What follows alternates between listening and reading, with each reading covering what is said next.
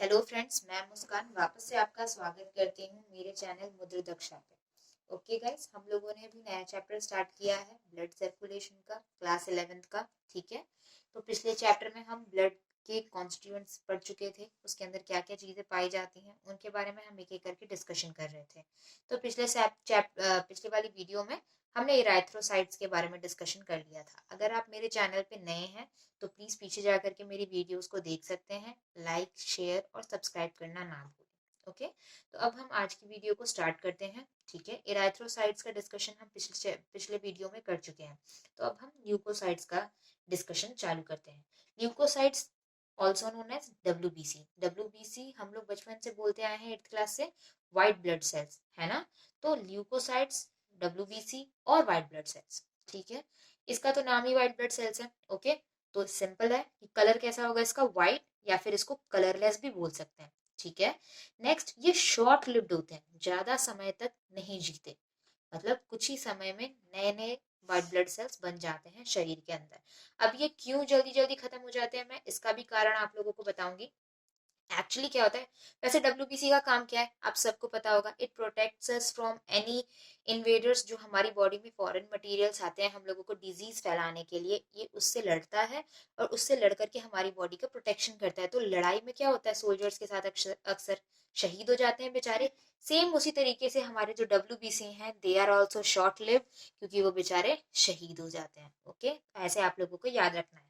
Next, इनका जो size है 6000 टू 8000 पर मीटर क्यूबिक, पर मिलीमीटर क्यूबिक इनका साइज होता है। दे आर न्यूक्लिएटेड, इनमें न्यूक्लियस पाया जाता है।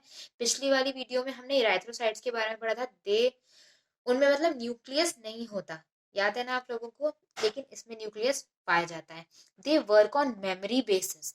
ठीक है, अब ये मेमोरी बेसिस का मतलब क्या है, देखिए, ऐसा होता है ना कि इंसान को लाइफ में एक ही बार पोलियो होता है, दूसरी बार पोलियो नहीं होता। वाई?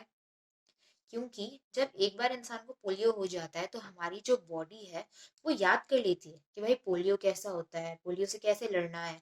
ठीक है, तो जब नेक्स्ट टाइम इस वजह से हमें पोलियो नहीं होता। ठीक है, तो काफी सारी ऐसी बीमारियां हैं जो हमको एक बार होती है लाइफ में और वो हो जाती हैं, तो क्योंकि हमारे ल्यूकोसाइट्स में उसकी मेमोरी बन जाती है, तो मेमोरी बनने की वजह से वो डिसीज हमको वापस से दोबारा नहीं होती। ठीक है, तो ये मेमोरी बेस्ड फंक्शन है ल्यूकोसाइट का।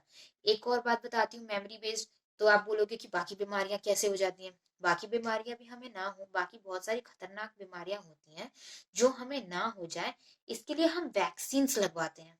वैक्सीन आपको पता है क्या होता है? वैक्सीन या तो डेड माइक्रोब्स होते हैं, उसी उसी चीज के जिससे हमें बीमारी होने वाली है। जैसे कि मान लीजिए मैं टीबी की बात करूं, ठीक है, तो टीबी का जो माइक्रो ऑर्गेनिजम्स होता है, इस माइक्रो ऑर्गेनिजम्स या तो हाफ लिविंग फॉर्म में या तो डेड फॉर्म में हमारी बॉडी के अंदर डाला जाता है, और हमारी बॉडी के अंदर जा करके ये मेमोरी पैदा करता है। मेमोरी, और हमारी बॉडी इसको पहचान करके इससे लड़ना सीख जाती है।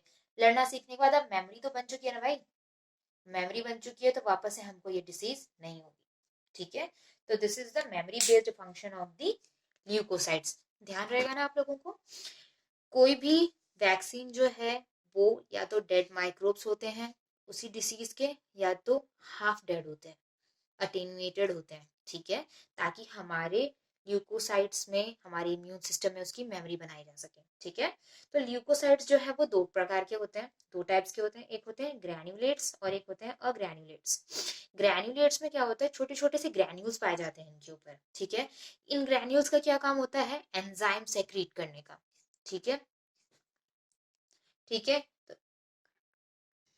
तो मैंने आप लोगों को क्या बताया कि जो ल्यूकोसाइट्स है वो दो टाइप के होते हैं, एक होता है ग्रैन्युलेटेड और एक होता है अग्रैन्युलेटेड।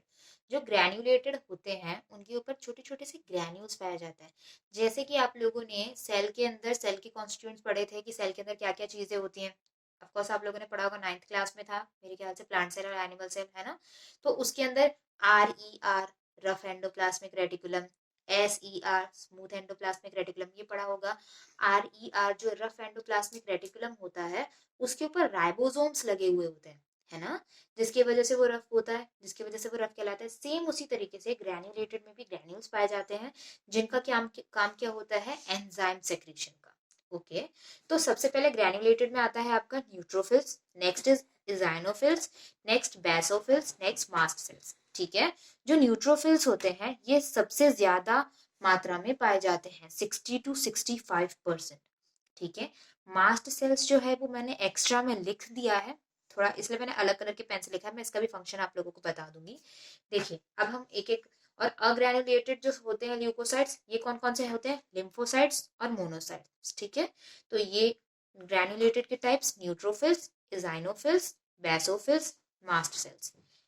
अग्रैन्युलेटेड के लिम्फोसाइट्स, मोनोसाइट्स। ओके नेक्स्ट, अब सबसे पहले हम न्यूट्रोफिल्स पे आते हैं। न्यूट्रोफिल्स जो है हमारे ब्लड में सबसे ज्यादा पाया जाता है। ठीक है, हमारे ल्यूकोसाइट्स में सबसे ज्यादा परसेंटेज इसी की होती है। ठीक है, they are phagocytic which destroys foreign organism entering to the body. मतलब बाहर से कोई भी फॉरेन मटेरियल जो हमारी बॉडी के अंदर आता है, ये उसको खाने का, डिस्ट्रॉय करने का, मार देने का काम करता है। फैगोसाइटोसिस, फैगोसाइटोसिस का मतलब ही ये होता है कि एक सेल दूसरी सेल को खा जाए। ठीक है ना, तो ये सेल जो है ना, लड़ाई में बहुत जल्दी शहीद हो जाते हैं, इस बात का भी ध्यान रखना है आप लोगों को। ठीक है, ये बहुत ही जल्दी लड़ाई करते हैं, लड़ाई करते समय फॉरेन मटेरियल्स के साथ, foreign organisms, this is organisms, ORG जो लिख रखा है ना मैंने, ये ऑर्गेनिजम्स का शॉर्ट फॉर्म लिख रखा है, आप लोग देख लीजिएगा। ठीक है ना, तो ये फॉरेन मटीरियल के साथ क्या करते हैं, फॉरेन मटेरियल्स के साथ लड़ाई में बेचारे हार जाते हैं। ठीक है, तो ये जो न्यूट्रोफिल्स है ये फॉरेन मटेरियल्स के साथ, फॉरेन ऑर्गेनिजम्स के साथ लड़ाई करके बेचारा हमारा शहीद हो जाता है। ठीक है, नेक्स्ट आते हैं हम अपने बेसोफिल्स पे। बेसोफिल्स क्या करते हैं, देखिए कहीं पे भी जैसे कि इन्फ्लेमेशन हुआ, ठीक है, सॉरी इन्फ्लेमेशन बोल दिया मैंने, कहीं पे जैसे कोई भी चीज चोट लग जाती है आप लोगों को, ठीक है, चोट लग जाती है तो आपने ऑब्जर्व किया होगा वो थोड़ा थोड़ा सा फूल जाता है, थोड़ा थोड़ा सा वहां पे इन्फ्लेमेशन हो जाती है। तो वो इन्फ्लेमेशन कैसे होती है, वो यहीं से आती है। ठीक है, जैसे कि मान लीजिए आपको कहीं पे चोट लग गई, चोट लगते ही बेसोफिल्स का क्या काम है, वो सेक्रीट करेगा histamines, serotonin, serotonin, heparin. Cases develop depend करते हैं, और ये सबसे स्पेशल है इसमें हिस्टामिन। ये जैसे ही रिलीज करेगा वैसे ही उस जगह पे क्या हो जाएगा, जो इन्फेक्शियस ऑर्गेनिजम्स आएंगे, है ना। अब देखिए जैसे कि मेरा हाथ छिल गया, तो मेरे हाथ पे एक जगह ओपन हो गई मेरे स्किन की, है ना, वहां से फॉरेन मटेरियल्स अंदर आने की एंट्री हो सकती है उनकी, तो वहां पर इन्फ्लेम, ये जो बेसोफिल्स हैं ये हिस्टामिन्स रिलीज कर देते हैं। हिस्टामिन्स रिलीज करते हैं तो हिस्टामिन्स जो है ना वो इन्फेक्शियस एजेंट्स के साथ में रिएक्शंस करते हैं, और उसी रिएक्शंस की वजह से वहां पे इन्फ्लेमेटरी एक्शंस देखने के लिए, इन्फ्लेमेटरी रिएक्शंस देखने को मिलते हैं हमको। ठीक है, तो ये काम हो गया आपका बेसोफिल्स का। नेक्स्ट आते हैं हम अपने इजाइनोफाइल्स पे। Resist infection and are also associated with the allergic reaction. ये एलर्जिक रिएक्शंस में काम करते हैं। एलर्जिक रिएक्शंस आपको पता ही है क्या होता है, ठीक है। मास्ट सेल्स भी जो है ना हमारा एलर्जिक रिएक्शंस में काम करते हैं। एलर्जी आपको पता है क्या होती है, कोई भी ऐसी चीज जो हमारी बॉडी के लिए अनसूटेबल हो। अलग अलग होता है, अलग अलग बंदों को अलग अलग चीजों से प्रॉब्लम होती है। ठीक है, किसी को धुएं से प्रॉब्लम होती है, किसी को चावल साफ करते हैं उस समय प्रॉब्लम होती है, किसी को धूल मिट्टी से प्रॉब्लम होती है, छींकें आने लगती हैं, खांसी आने लगती है, कोई कुछ खा लेता है तो उसे इन्फेक्शन हो जाता है, कोई किसी चीज को टच करता है तो रेडनेस आ जाती है। तो ये सारी चीजें क्या होती है, इन्फेक्शन होती हैं, यानी जो हमारे बॉडी को पसंद में नहीं आती है। ठीक है, तो वहां पे आपका इजाइनोफिल्स काम करते हैं। ठीक है, नेक्स्ट आते हैं ग्रैनुलेटेड पे। इस पे सबसे पहले हम आते हैं लिम्फोसाइट्स पे। लिम्फोसाइट्स जो होते हैं इनका भी इम्यून सिस्टम में बहुत ही बड़ा हाथ है। 12th स्टैंडर्ड में आप लोगों को पूरा चैप्टर आएगा एंटीबॉडी का, उसमें पूरे लिम्फोसाइट्स के बारे में आप लोगों को डिस्कशन किया जाएगा। लिम्फोसाइट्स जो है वो दो टाइप्स के होते हैं, एक होता है बी लिम्फोसाइट्स, एक होते हैं टी लिम्फोसाइट्स। वैसे क्या काम है इसका, responsible for the immune response of the body. Immune response जो हमारी बॉडी देती है किसी भी फॉरेन मटीरियल के खिलाफ, किसी भी डिसीज के खिलाफ, वो कहाँ से देती है, लिम्फोसाइट से।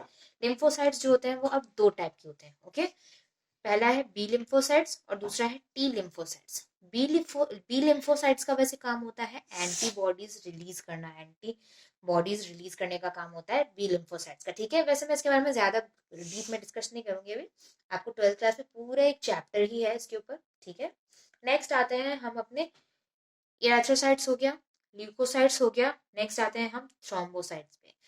ब्लड के अंदर थ्रोम्बोसाइट्स भी होता है, जिसको हम आम भाषा में या बच्चों वाली लैंग्वेज में जब हम छोटे थे तो उसको किस नाम से जाना करते थे, प्लेटलेट्स। ठीक है, जब हमें चोट वगैरह लग जाती है तो ब्राउन ब्राउन सा उसके ऊपर कुछ जम जाता है, वही हमारे थ्रोम्बोसाइट्स हैं, प्लेटलेट्स हैं। ओके, तो थ्रोम्बोसाइट्स के बारे में पढ़ते हैं, ठीक है। ये इनका साइज है। Fragments active during injury. ये जो थ्रोम्बोसाइट्स हैं ये कब एक्टिव होते हैं? जब हमें इंजरी हो जाती है, चोट लग जाती है, घाव हो जाते हैं, कभी भी ऐसी सिचुएशंस में थ्रोम्बोसाइट्स हमारे एक्टिव हो जाते हैं। Okay. Produces from megakaryocytes. Special cell होते हैं बोन मैरो के जिनका नाम है mega कैरियोसिस।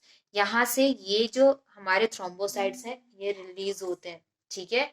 Next, reduction in their number, excessive loss of the blood from the body. अब इसका क्या काम होता है? देखिए, जैसे हमारा हाथ कट गया, राइट, तो हाथ कट जाएगा तो क्या होगा? हमारा स्किन एक जगह से ओपन हो गया है ना, गेट खुल गया, तो अब उस गेट से ब्लड निकलना चालू हो जाएगा। अगर इसी तरीके से हमारा ब्लड कंटिन्यूसली निकलता रहा तो आपको तो पता है हमारे पूरी बॉडी में ब्लड पूरे टाइम फ्लो होता रहता है, तो फ्लो होते होते पूरा ब्लड हो सकता है बॉडी के बाहर निकल जाएगा, है ना। तो इसी चीज को रोकने के लिए ये एक्सेसिव मात्रा में निकल के क्लॉटिंग करता है, और क्लॉटिंग करके फिर हमारे ब्लड को बहने से रोकता है, ठीक है। एक डिसीज होती है, ठीक है, एक डिसीज होती है, उस डिसीज में क्लॉटिंग नहीं होती, कभी भी क्लॉटिंग होती ही नहीं है, ठीक है। तो उस डिसीज में इंसान बहुत ही जल्दी मर जाता है। क्यों? ये तो आप कारण जान ही सकते हैं। क्लॉटिंग ही नहीं होती भाई, तो सोच लो क्या होगा।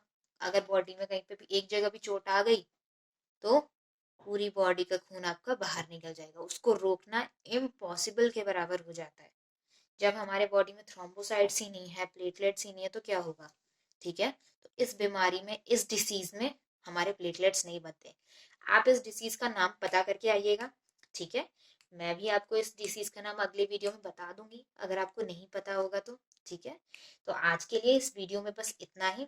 Thank you very much. मेरे चैनल को लाइक, सब्सक्राइब और शेयर करना ना भूलें। Thank you.